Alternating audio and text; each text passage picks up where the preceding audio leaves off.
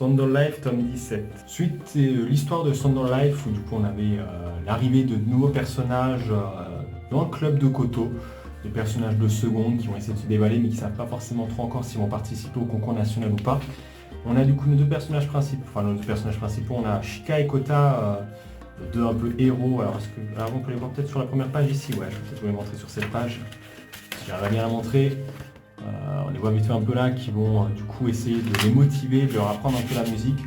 Ça va plus ou moins se passer, mais on va plus ou moins bien se passer pour certains, mais on va voir que clairement les enseignements ont payé, qu'ils ont réussi un peu à comprendre un peu plus leurs camarades ou leur inculquer des choses, et que pareil leurs camarades ont aussi montré un peu de la bonne volonté pour ça.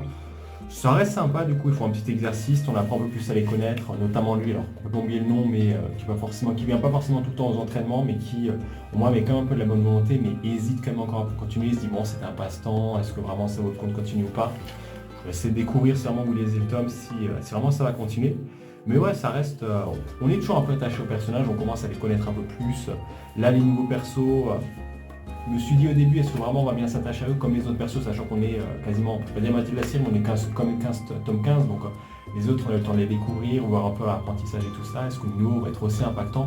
C'était pas forcément sûr, le pari pour moi est réussi, on verra un peu ce que ça donnera pour la suite.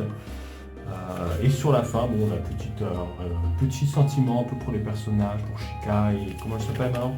Je me rappelle plus des noms, parce que clairement les noms c'est compliqué je pense. Et Ozuki, qui du coup vont un peu se mettre, pas forcément ensemble, mais savourer un peu des choses, on va dire ça comme ça. Mais ouais, voilà, ça reste une série sympa.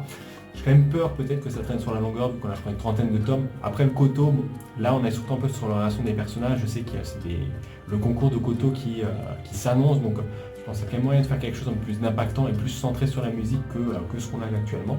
Mais ouais, j'ai quand même pas forcément envie que ça traîne tant en longueur non plus, ou que ça soit trop long, hein, clairement, ça serait bien. Et toi, t'en penses quoi?